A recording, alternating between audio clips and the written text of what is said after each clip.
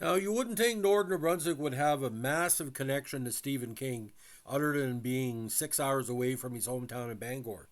But let me tell you, the number one author, fiction author on the North Shore for years has been Stephen King.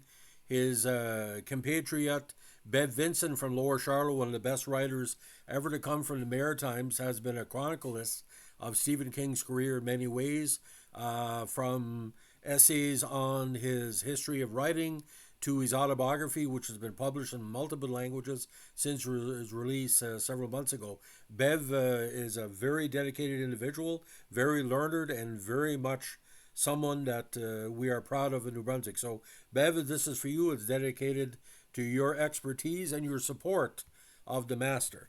So, today we're talking about probably the scariest TV miniseries of the late 1970s, drove a lot of people to fear when it came out. Salem's Lot. Now, originally it was conceived as a movie, but ended up being a multiple episode miniseries. Now, it's based on Salem's Lot by Stephen King. 183 minutes. Warner Brothers Television had a big budget at the time of $4 million. Now, appeared on CBS 2 weeks after Halloween and back-to-back weeks on November 7th and 24th. Now, there's been sequels to this, including Return to Salem's Lot and, of course, the rejig in 2004 and the upcoming reimagination of the book as well. Now, it's also known as Salem's Lot the movie, Salem's Lot the miniseries, and in some territories, Bloodthirst. Now, the book by King came out in 1975. Now, it was directed by Tobe Hooper and starred, of all people, David Soul of Starsky and Hutch fame, a great performance, and the venerable and the very talented James Mason. The plot concerns a writer who returns to his hometown and discovers that his citizens are turning into vampires. Salem's Lot combines elements of the vampire film and haunted house subgenres of horror. Now, it was the glory era of miniseries in television from the late 70s to the mid 1980s, and this was part of that expansion of the small screen as the ideal place to show these type of what they call expanded or multiple format fictional productions. After Warner Brothers acquired the rights to Salem's Lot, several filmmakers developed screenplays, but none proved satisfactory. Producer Richard Kobritz decided that, due to the novel's length, Salem's Lot would work better as a TV miniseries than as a feature film. He and screenwriter Paul Manush followed the general outline of King's novel but changed some elements, including turning the head vampire Kurt Barlow from a cultured, human-looking villain into a speechless, demonic-looking monster similar to Nosferatu. With a budget of $4 million, principal photography began on July 10, 1979 in Ferndale, California. Now, Salem's Lot first aired on CBS in November 1979 and received positive reviews and a bunch of praise from what was starting to be the King generation. In the years following its broadcast, it's accumulated a cult following, has had significant impact on the vampire genre. It was followed by an 1987 theatrical sequel, The Return to Salem's Lot, directed by Larry Cohen. Now, again, Bonnie Bedelia is in there. Lance Kerwin, a very, very scary performance, and Lou Ayres. Team music composer was Harry Suckman. Producers were Richard Kobritz and Anna Kodal as associate producer. The EP was the great Sterling Silliphant. Cinematography by Jules Brenner. Edited by Carol Sachs. Now, the plot is pretty well what you saw in the book. At a church in Guatemala, a man and a boy, Ben Mears and Mark Petrie, are filling small bottles with holy water. When one of the bottles begins to emit an eerie supernatural glow, Mears tells Mark that they found us again. Knowing an evil presence is nearby, they decide to stay and fight it. Now, 2 years earlier, Mears, a successful author, returns after a long absence to his small hometown of Salem's Lot, Maine. Mears intends to write a book about the Marston House, an old ominous property on a hilltop which has a reputation for being haunted. Attempting to rent it, Mears finds that it's already been purchased by another new arrival in town, the mysterious Richard Straker, who is in the process of opening an antique shop with his oft-mentioned but never-present business partner, Kurt Barlow. Instead, Mears moves into a boarding house in town run by Eva Miller and develops a romantic relationship with a local woman, Susan Norton. He then befriends Susan's father, Dr. Bill Norton, and reconnects with the kindly former school teacher, Jason Burke. Mears tells Burke that he feels that Marston's house is somehow inherently evil, recalling that its original owner, Eubie Marston, implied to have been a child molester, committed suicide there. Mears further recalls a traumatic childhood incident in which he broke into the house at Adair and saw Eubie's ghost. Now, why the first minutes of this miniseries are very effective? Because there's an aspect of normalcy in it, but there's an underlying kind of building tension, which is part of what he called the thriller or the creeping terror style, which was very prevalent in the 60s and 70s. Now, after a large crate is delivered to the Marston's house one night, townspeople begin to disappear or die under strange circumstances. Muir and Straker are the main suspects that are both new in town, but eventually becomes clear that the crate contains Straker's business partner, Kurt Barlow, an ancient vampire who's come to Salem's Lot after sending Straker to make way for his arrival. Straker kidnaps a young boy, Ralphie Glick, as an offering to Barlow, while Barlow himself causes local realtor Larry Crockett to die of fright when he appears. The Glick boy then returns as a vampire to claim his brother, Danny, a very effective scene. When you see it, it will stay with you. After his funeral, the undead Danny infects the gravedigger, Mike Ryerson, and attempts to prey on one of his school friends, Mark Petrie. However, Mark is a horror film buff and manages to repel Danny with a cross. Now, as the vampirism spreads, Mears, Burke, and Dr. Norton gradually realize what is happening to the town and attempt to stop it.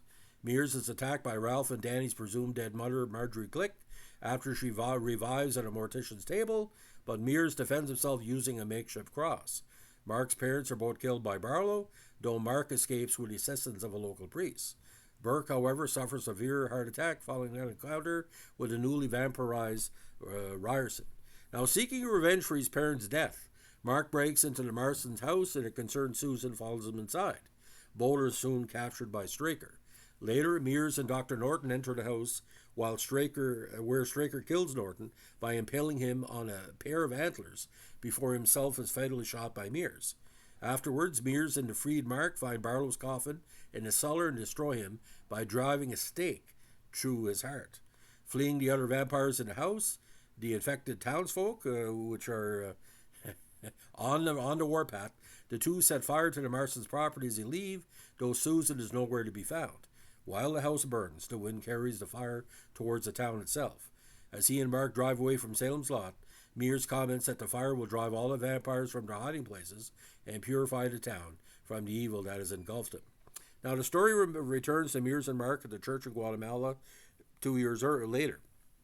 It becomes clear that they are on a run from the surviving Salem's Lot vampires, and that their bottles of holy water glow whenever a vampire is nearby. A very effective scene, by the way. Realizing that they have been tracked down yet again, Mears and Mark return to their lodgings to collect their belongings. Once there, Mears finds Susan lying in his bed. Now a vampire, she prepares to bite him as he leans down to kiss her, but instead Mears drives a stake through her heart and destroys her. A grief-stricken Mears then leaves with Mark, knowing that the vampires will continue to pursue them. Now, the cast, tremendous. Besides the big five I mentioned, Ed Flanders, very, very good in St. Elsewhere, is in this as well. Fred Willard, Julie Cobb, Jeffrey Lewis always gives a good performance. Elijah Cook Jr. of Court Martial, Star Trek fame, and Black and Humphrey Bogart movies plays the Weasel Phillips.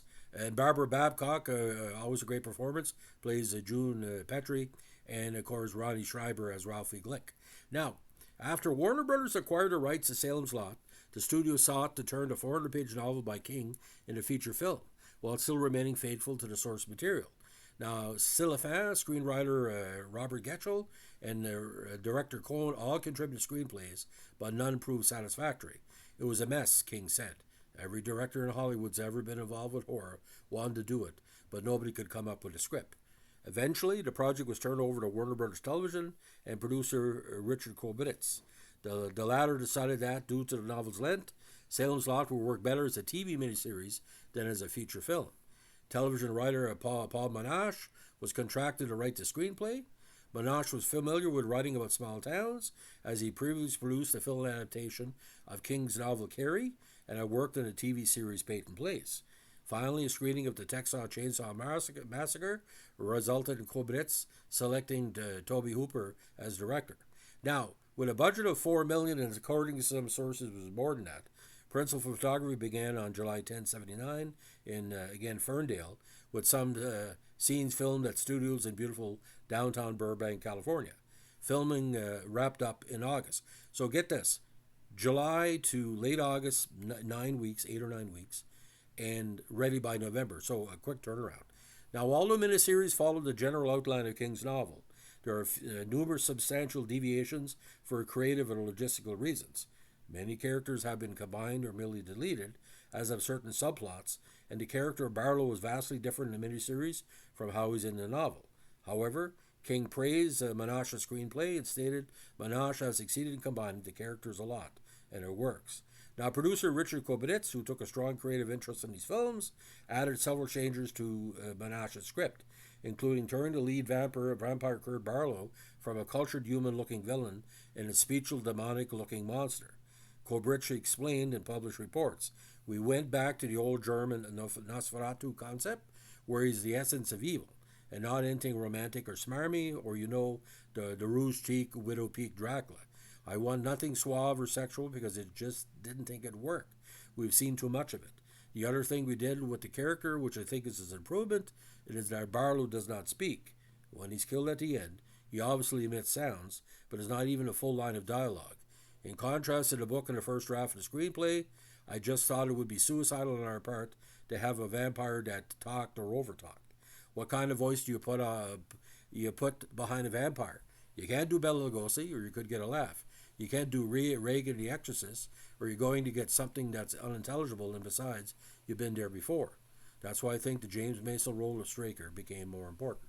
Now, other changes by Kobritz, including having a final confrontation with Barlow in the cellar of the Marston house, whereas in the book it is the basement of Eva Miller's boarding house, a concept Kobritz felt just doesn't work.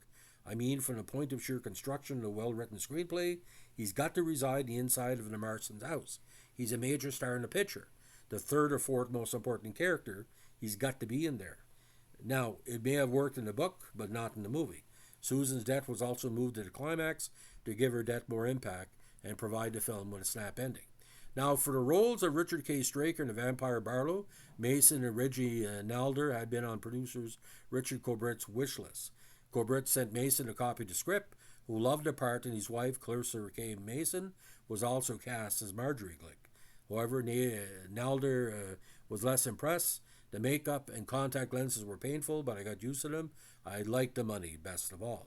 Now, the miniseries also features Elijah Cook as Weasel Phillips and Mary Windsor as Eva Miller, two characters in a relationship. The casting was an inside joke by producer Kobritz, a fan of Stanley Kubrick. Cook and Windsor previously played a couple in Kubrick's underrated The Killing. Now, Salem's Lot does not rely on the same kind of dynamics as Hooper's Texas Chainsaw Massacre. This film is very spooky. It suggests things and always has the overtone of the grave. It affects you differently than my other horror films. It's more soft-shelled, director Hooper explains. A TV movie does not have blood or violence. It has atmosphere which creates something you cannot escape, the reminder that our time is limited and all the accoutrements that go with it, such as the visuals. Now, although Salem's Lot was aimed at TV, a European theatrical release was also planned, and which would include much more violence. For example, two versions of the scene where Cully Sawyer threatens Larry Crocker with a shotgun were filmed. In one version, Larry holds the gun barrel in his mouth, while in the other, the barrel is in front of his face. They worked at a feature film pace instead of a TV pace, recalled actor Kerwin. It's really even hard to tell the flow of the film. It was a miniseries originally, then we shot a feature film version for Europe at the same time. They've edited and cut together so much. Now, unable to find a house in Ferndale that resembled the Marston house from the book, an estimated $100,000 was spent on constructing a 3-story facade over an already existing house on a hillside, overlooking Ferndale in the Eel River Valley. Designed by Mort Rabinowitz, it took 20 days to build. Another $70,000 was spent on constructing the interior set of the house, which proved even more difficult for the designer. who also put together the building of Straker's antique shop in a small village of Guatemala, where the beginning and end of the miniseries is set. Now, the vampire makeup involving glowing contact lenses was invented by the great Jack Young. According to Hooper, the makeup on actor Reggie Nalder would constantly fall off, as well as the fake nails and dentures, and the contact lenses would go sideways. The contact lenses could only be worn for 15 minutes at a time before they had to be removed to let the actor's eyes rest for 30 minutes. Now, the vampire levitations were accomplished by placing the actors on a boom crane instead of traditional wires. We didn't fly our vampires in on wires because even in the best of films you can see them. The producer Kobitz explained.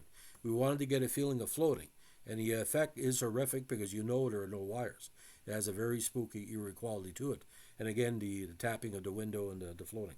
Now, the levitation sequences were also shot in reverse to make the scenes more eerie. Now, with producer Richard Kobitz wanting a good atmospheric, old-fashioned, Bernie Herrmann type score of Twilight Zone fame, the film's score was composed and conducted by Harry Suckman, whom Kobitz described as a former cohort and protege of Victor Young. The soundtrack to Salem's Lot is known to be Suckman's last work before passing away in '84. Now, Waxwork Records released the soundtrack in 2016 on vinyl for the first time. Now, broadcast reviews for Salem's Lot were largely positive, with critics praising the film's atmosphere, cinematography, Hooper's direction, and series. But there was what he call disclaimers like a parental guidance is suggested, especially with the youth involving with the vampires.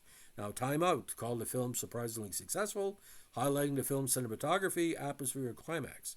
Helen O'Hara of Empire awarded the film 3 out of 5 stars, stating that although it doesn't quite nail the scale of the infection, the film's scares, special effects, pacing, and characters more than made up for it. Now, as of August 2022, it holds an approval rating of 89% of Rotten Tomatoes based on 18 key reviews and an average rating of 6.65 out of 10. I would give it around, again, 7.5 out of 10. And just me, I wouldn't have put David Soul as that main character. I would have got a Peter Strauss, or maybe, I don't know if it could have been done, but maybe kind of a Robert Blake, Jeff Bridges style. Maybe even if he was young enough to do it. Not Tom Selleck. I'm trying to think outside the box here. Not Tom Selleck, but even somebody that was an up-and-coming soap opera star. Now, the site's critical consensus reads, Director Hooper and the devilish charismatic James Mason elevate this television adaptation of Stephen King novel, injecting the vampiric tradition for flesh, blood, and lingering scenes. Now, nothing against David Soul, because he had a recording career. He was big in British productions and, Broadway style. But, Starsky and Hutch, come on, But Peter Strauss, I would have chose. But maybe he wanted a blonde, I don't know. Now, it was nominated for an Edgar Award for Best TV Feature Miniseries, and at the Primetime Emmys in 1980, nominated for Achievement in Graphic Design and Title Sequences, Makeup, and Music Composition. Now, in the years following initial release, Salem's Lot has accumulated a cult following and is now considered a classic. It has been included in multiple lists by several media outlets. Paste ranked the film as number 52 on his list of the 100 best vampire movies of all time, and Variety listed it at number 20 on its best and worst Stephen King adaptations in 2017. Now, Salem's Lot had a significant impact on the vampire genre and inspired horror films such as Fright 1985, and the scenes of vampire boys floating outside windows was referenced in The Lost Boys in 87 and was later spoofed in the Simpsons episode Treehouse of Horror 4. Salem's Lot has been cited as one of the primary influences for Joss Whedon's hit TV series Buffy the Vampire Slayer. Now, I know a lot of people saw The Lost Boys without seeing Salem's Lot. There was a difference in time. And I know a lot of people went back to Salem's Lot and saying, well, The Lost Boys kind of ripped it off. But the Kiefer Sutherland's character, I think he was kind of influenced by what he called the youth vampiric style of Salem's Lot. Now, writer Brian Fuller stated in a scene where the characters impaled on a deer's antlers in Salem's Lot inspired him to do a similar scene in his 2013 TV series Hannibal, because the original scene frightened him so much as a child. And of course, is a mimic of the scene in The Lost Boys as well. Now, filmmaker Mike Flanagan 2021 horror limited series Midnight Mass, not be to confuse with the picture, of course, is inspired by both the novel and miniseries. Like Salem's Lot, Midnight Mass centers around a small town where a former local returns after an extended period of time. The arrival of a strange new resident in King's story, Straker and Flanagan's series as substitute priests, and the revelation of the town being infected by vampires. The master vampire in Mass is modeled somewhat on the miniseries version and also never speaks. The vampire's eyes are also lifted from the miniseries. Now, again, in '87, Cohen directed A Return to Salem's Lot, a sequel to the '79 miniseries. In 2004, TNT premiered a new version of Salem's Lot, starring, of all people, Rob Lowe, the show received a Primetime Emmy nomination for its music. Now, on April 23rd, 2019, New Line announced that a theatrical film based on the novel would be made, with Gary Doberman and James Wan producing. Doberman wrote the screenplay for It and It Chapter 2, and he was confirmed as director on April 10th, 2020. So, here's the deal, ladies and gentlemen. Between Maine and New Brunswick, small town horror is really, really big. It's really, really strong in the motif. So you look at somebody like Bev Vincent coming from, Charlotte region, maybe 1,000 people, and within that is 15 or 20 small communities, smaller than Charlotte, but the horror genre is strong. That's probably why Bev has really a good interpretation, fascination of small town horror. Now, Stephen King coming from the Bangor region, a lot of small communities down there. Small town vampire horror is not a new thing, but with King's books and the adaptation of some of the King's books, it came to a new level because a big city vampire had been tried before. It'd be kind of boring because it's not as much creeping terror because the big cities are dangerous to begin with. So a vampire there is just another danger. But in a small town, if your next door neighbor might be a vampire, the anticipation of what it is and what it's not is from a fictional standpoint is a lot better than putting a vampire in the middle of a city. Because a vampire could have like 6 million people in Toronto he could suck off, where a small town, if one person gets killed, they're saying, what the hell's going on? Why isn't Johnny's daughter at guide practice? Like the youth vampire. So Salem's Lot, again, not everybody likes Stephen King. Not everybody likes Salem's Lot. But if you like Stephen King, or if you haven't seen it before, try to get a nice DVD copy. And we're past Halloween, but it's a movie of any time of year because, again, if you like The Lost Boys, if you like that youth vampire motif, this is a show for you. So again, this is dedicated to Bev Vincent. Again, in my personal estimation, the best fiction writer in New Brunswick history, because he's got the sales copies to prove it. And when he is the ideal person to interpret Stephen King, when you're number 2 to number 1, you're still high up there. I don't see any comparison with a Brunswick writer. Like you don't hear somebody from Moncton being the writer for Shakespeare. Well, you know what I'm talking about. I mean, come on. Lower Charlotte was like 75 people. What's like I said? What's the odds? Probably in the words of Canada, 40 million to 1. Thanks for listening. Bye.